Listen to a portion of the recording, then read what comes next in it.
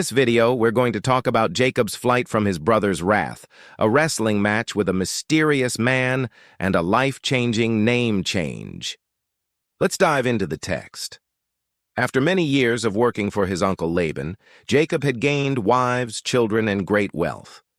But deep within his heart remained the memory of Esau's anger and the threat of revenge.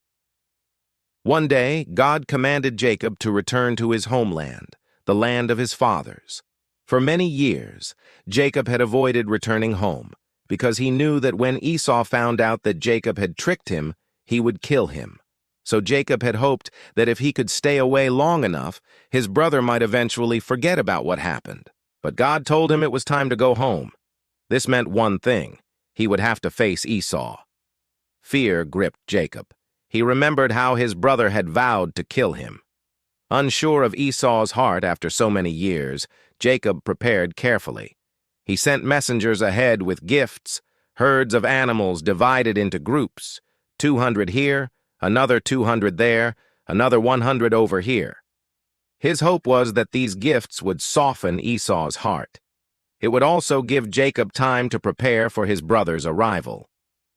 He could easily defend his flocks and families if he knew exactly how many days Esau would need to reach him. If everything went according to plan, there would be no bloodshed. But if Esau still wanted revenge, well, at least he would be ready. As Jacob was finishing his preparations, he made one final prayer. O God of my father Abraham and God of my father Isaac, deliver me from the hand of my brother, for I fear him. Yet you have promised to make my descendants as numerous as the sand of the sea. After his prayer, Jacob decided to send his family and possessions across the river. He would wait on the other side alone. If Esau attacked, he would not put his loved ones at risk. If he could defeat or negotiate with his brother, then he would reunite with them on the other side. As night fell, Jacob crossed the river and waited. Soon he heard footsteps behind him.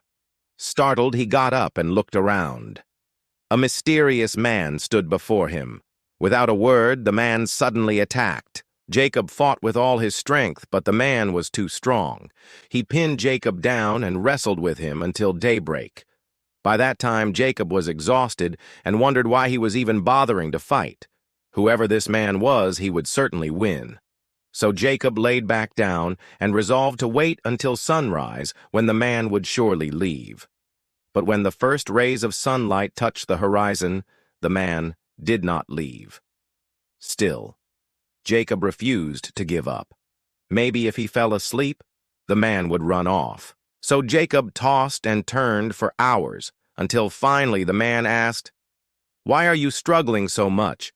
Why won't you let me go?" Jacob answered, "I will not let you go unless you bless me." The man said, "All right. What is your name?"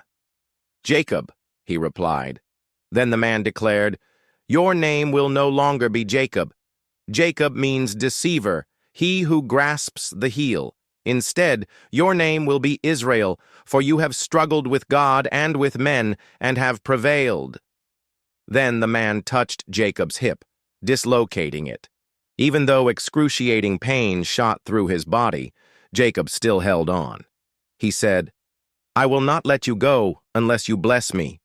Finally, the man asked, "Do you want to be blessed? Do you really want my blessing?" Jacob nodded quickly. And the man said, "Get up, for I have blessed you, and your name will no longer be Jacob, but Israel." Jacob limped to his feet and looked at his injured hip. The pain was unbearable. It was then that he realized he had wrestled with God. He called the place Peniel, meaning, "I have seen God face to face," and he continued on his way. As he walked, he looked up and saw Esau approaching with 400 men. Terrified, Jacob immediately arranged his family. They bowed to the ground 7 times as he moved forward. Esau and his men drew near, and when they were close enough, Jacob called out to his brother, "Esau, my brother, I have sinned against you, and you have hated me ever since. But if you are still angry and want to punish me for that sin, I submit myself to you.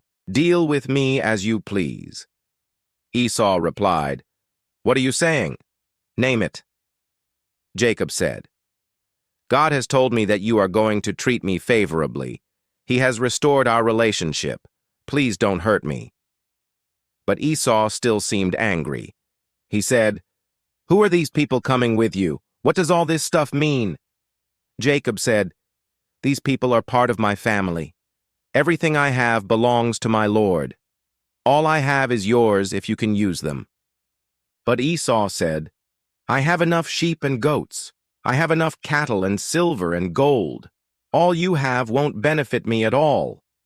Jacob insisted, Then please accept these gifts. To see your face is like seeing the face of God.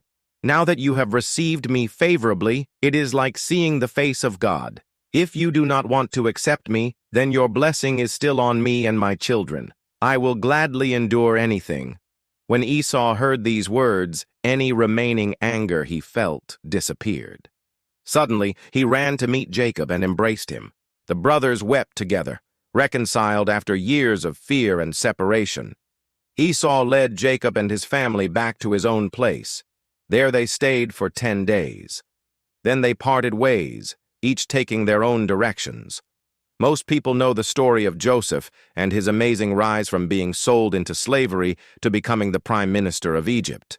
But most people miss an important truth about Joseph that is stated in the very first verses of his story. Genesis chapter 37 verse 2 says, Joseph was 17 years old when he took office as a shepherd, assisting his father, whose flocks were at that time few, but grew large under his care.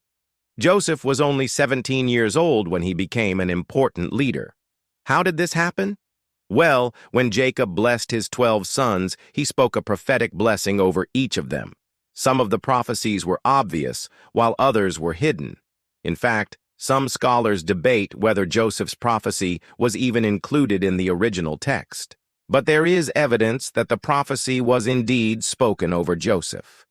In Genesis 49, Jacob gathers his sons and tells them, Gather yourselves together, my sons, and I will tell you what I will say to you. My father said to me when he blessed me, The Lord said, You must be fruitful and multiply. Multiply on the earth and become many. Then he shared a special message for Joseph. He will not join the rest of his brothers in their full strength, because my father's rough men were hard for him to handle, yet those two are destined to gather. At that time Joseph's power will awaken, and my brothers will praise him. Jacob clearly predicted that Joseph would have a different destiny than his brothers. He would not follow in their footsteps. Most scholars believe that this prophecy caused Jacob to favor Joseph more than the other sons. Later, when Jacob found out that Joseph had been sold into slavery by his jealous brothers, he was heartbroken. He despaired that the prophecy was coming true. But Joseph was able to fulfill his destiny despite being in prison. Jacob's 12 sons eventually became 12 tribes. And today, millions of Christians and Jews can trace their lineage back to Joseph. Now, if you'd like to learn more about how the 12 tribes of Israel came to be, then we have a free resource for you. We've compiled the main points from the book of Genesis, chapters 37 through 50, into a study guide that explains the major events in Joseph's life. Also, if you want to ask us a question about the Bible, then comment below. We read every comment and will answer your questions in future videos. Lastly, if you want to support us, then you can go to our website, click on the donate button. We thank you for your support and for watching this video. See you next time.